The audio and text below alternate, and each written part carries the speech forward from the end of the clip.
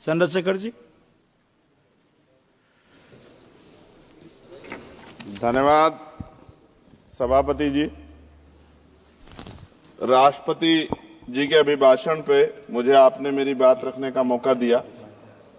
मैं जातिगत जनगणना से शुरुआत करूंगा जिसकी देश को जरूरत है, क्योंकि जनगणना होगी तो आंकड़े आएंगे तो जो बजट दिया जा रहा है वो सही तरह से लोगों तक पहुंच पाएगा, उस बजट का लोगों को फायदा होगा।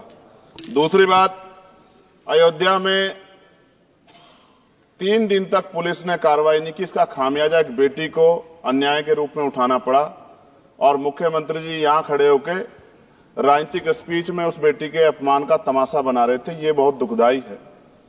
साथ साथ कुंभ में जिनकी जान गई उनको मैं श्रद्धांजलि देता हूं और मुख्यमंत्री जी को आपके माध्यम से कहता हूं कि वो सूची दे दे तो मुआवजा सब लोगों तक पहुंच जाए। बहुत अच्छी बात है। एक आईना सर मुझे दिखाना है देश भर की सरकारों को।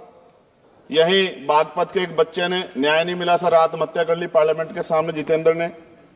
परभनी में बाबा साहब अम्बेडकर की स्टैचू तोड़ी गई सर, वहां सोमनाथ सूर्यवंशी को पुलिस ने मार दिया सर। यहां पंजाब में सर, अमृतसर में बाबा साहब अम्बेडकर की प्रतिमा पे किस तरह का अपमान किया गया।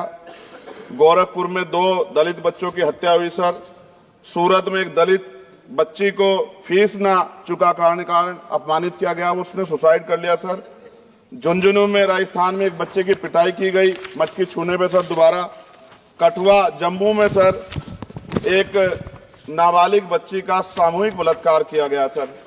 साथ साथ सहारनपुर में भूमाफियाओं ने शमशान की भूमि को देवबंद में सर जबरन कब्जा करने की कोशिश की, गोलीबारी की सर। आजमगढ़ में सूरज की हत्या सर हो गई और पुलिस बचाने काम करे अपराधियों को। सर SC/ST को पहले जमीन मिलती थी पट्टों के रूप में, कई सरकार ने दी। उन जमीनों को पहले तो दबंगों ने कब्जा के रखा और अब उन जमीनों को सरकार भी छीन रही है सर।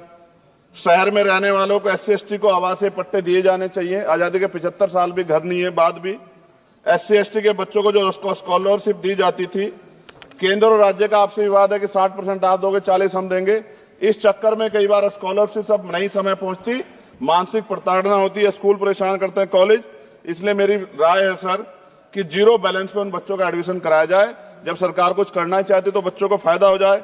और देश भर में सर बहुत सारे छात्रावास बने हैं, लेकिन उन छात्रावास की स्थिति ऐसी है जर्जर, जैसे हमारे स्कूलों की है।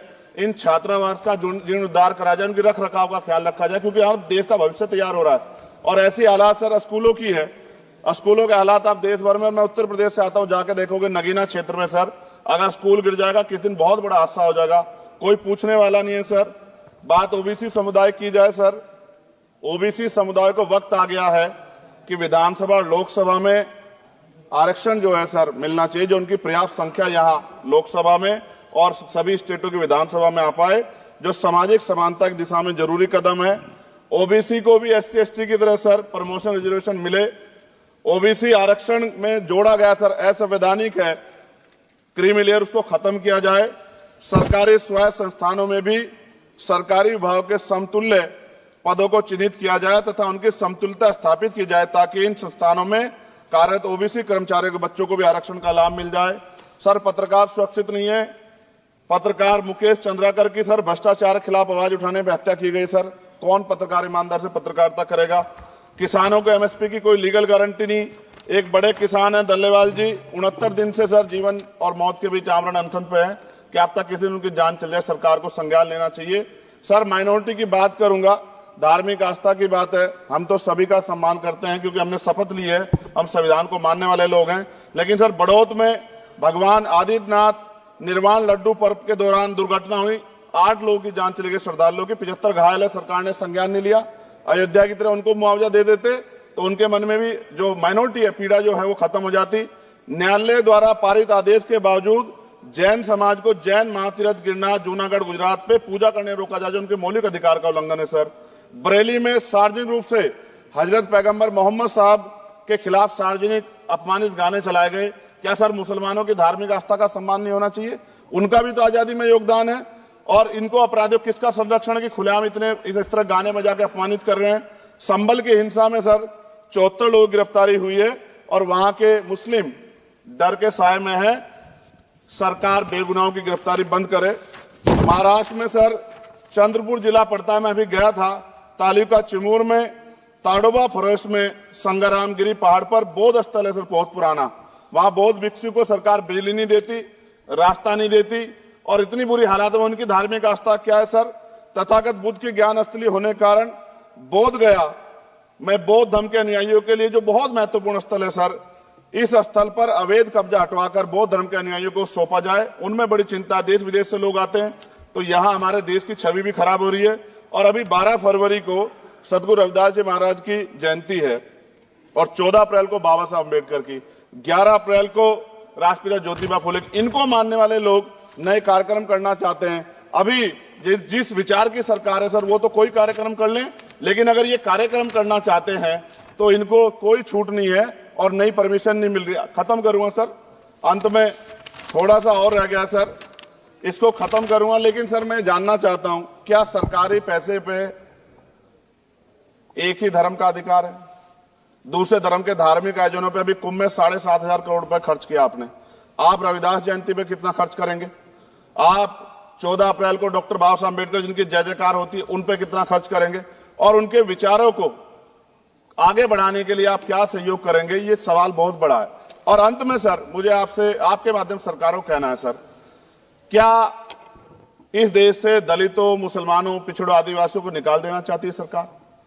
जिस तरह से उनके अधिकारों को, स्कॉलरशिप को, उनकी पढ़ाई को, हेल्थ सिस्टम में कोई पैसा नहीं खर्च हो रहा है, क्या उनको निकाल के इस देश को ऐसा देश बनाना चाहते हैं जहां कुछ ही धर्म के लोग रहेंगे? सर मैं ये कहना चाहता हूं, देश सबका है, और अगर सरकार ये तय करके बैठ गई कि वो दलितों, मुसलमानों को, पिछड़ों को, आदिवासियों को निकाल देगी, तो सर ये संभव नहीं। इतनी बड़ी आबादी है, हम अम्बेडकरवादी लोग उनके पक्ष में खड़े हैं, क्योंकि हमने शपथ ली है कि हम हर व्यक्ति का संरक्षण करेंगे। और मैं आपके माध्यम से सरकार को चेतावनी के तौर पर कहना चाहता हूं, सरकार अपनी इस आदत में सुधार करे, वरना इसके परिणाम सड़कों में बहुत भारी होंगे। अगर मुसलमानों को, दलितों को आप लोग निकालने के बारे में सोचोगे और उनकी धार्मिक आस्था का अपमान करोगे, तो ये हम लोग किसी कीमत पे बर्दाश्त नहीं करेंगे। मैं आपका धन्यवाद करूंगा सर, लेकिन साथ साथ मैं ये भी कहूंगा सर, और सर खत्म कर रहा हूं सर, 10 सेकंड में खत्म कर रहा हूं सर, आप आदेश करेंगे तो खत्म कर दूंगा। खत्म कर दीजिए, एक सेंटेंस बोलिए। 10 सेकंड में खत्म कर दूं सर, एक सेंटेंस में 10 सेकंड भी आएगा, बोलिए सर। मैं बस ये कहना चाहता हूं कि सरकार सभी का ध्यान रखे और उनमें भी गरीबों का ज्यादा ध्यान रखे, क्योंकि सर अभी जेब कटाई हुई 2800 रुपए का टिकट है सर इलाहाबाद का, 56,000 रुपए का था सर। मैंने मंत्री जी से कहा, तब जाके उन्होंने संज्ञान लिया, तब आधे रेट हुए। इसलिए कह रहा हूं, धर्म के नाम पे धंधा और लूट नहीं होनी चाहिए सर, इसकी जिम्मेदारी सरकार की। धन्यवाद सर।